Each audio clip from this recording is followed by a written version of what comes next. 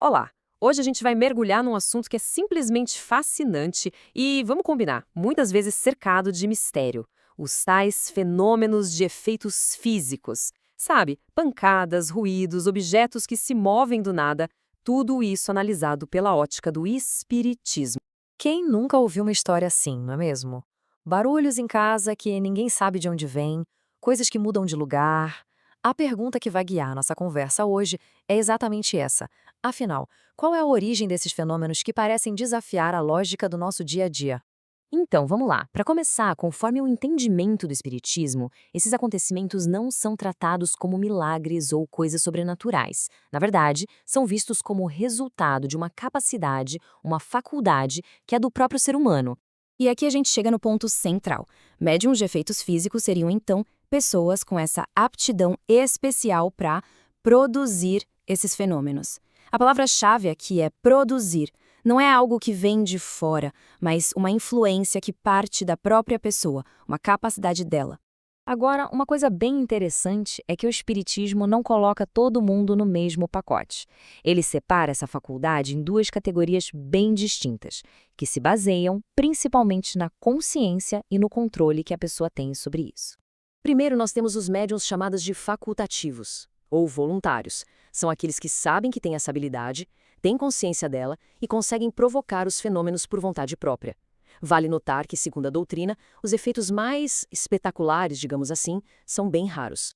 Do outro lado, estão os médiums naturais, os involuntários. Esses são o completo oposto. Pensa só, os fenômenos acontecem em volta deles, de repente, mas eles nem imaginam que são a fonte de tudo. É como ter um super talento e não fazer a menor ideia disso. E essa tabela aqui resume tudo de um jeito bem claro. De um lado, tem o agente ativo que sabe o que está fazendo. Do outro, um instrumento passivo através de quem as coisas acontecem sem querer. Essa diferença é fundamental para a gente entender todo o resto. Agora a gente entra numa parte mais séria, porque essa falta de compreensão de que se trata de uma faculdade natural, bom, isso levou, ao longo da história, a consequências terríveis. Uma história de muito medo e perseguição. Essa citação é muito forte. Ela mostra que o problema não vinha só da superstição. Às vezes, a própria ciência da época, por não ter uma explicação, acabava submetendo essas pessoas a coisas horríveis, causando um sofrimento sem tamanho. Segundo a visão espírita, o que acontecia era uma espécie de efeito dominó do medo. Começava com um fenômeno sem explicação. Esse inexplicado era interpretado com medo, logo atribuído a forças do mal. Daí para a crença em possessão era um pulo, e o resultado final era a perseguição e a crueldade. E aqui, o alerta da doutrina é direto. É um soco no estômago. A frase na tela é um recado gravíssimo. Podem matar. O ponto crucial é que, para o Espiritismo, atribuir essa faculdade natural a forças demoníacas não é só um engano intelectual. É uma ideia que tem consequências reais, que alimentam um pavor que pode levar, e que infelizmente levou, à violência e à morte. Mas, então, se o medo não é a resposta, qual seria a solução?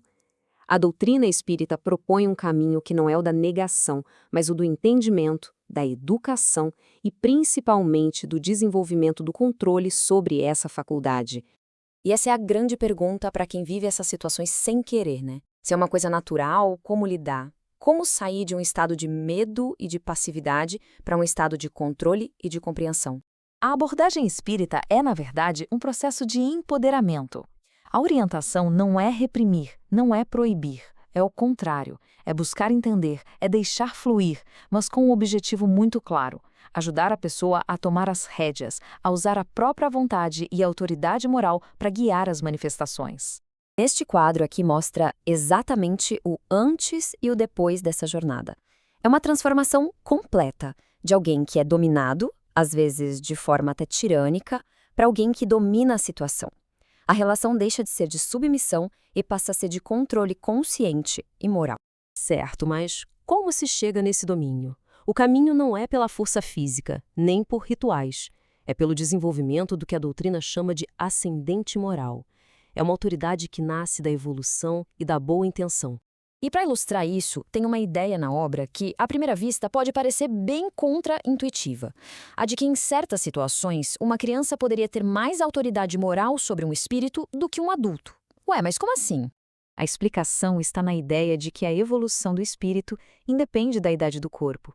Um espírito mais amadurecido, mais evoluído de jornadas passadas, mesmo no corpo de uma criança, pode ter uma ascendência natural sobre um espírito menos evoluído.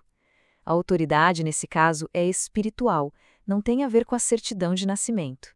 E a gente encerra com essa reflexão. No fundo, a proposta central de toda essa análise é que o conhecimento é o melhor antídoto para o medo. Quando a gente consegue reclassificar um fenômeno de sobrenatural e assustador para natural e compreensível, uma porta se abre.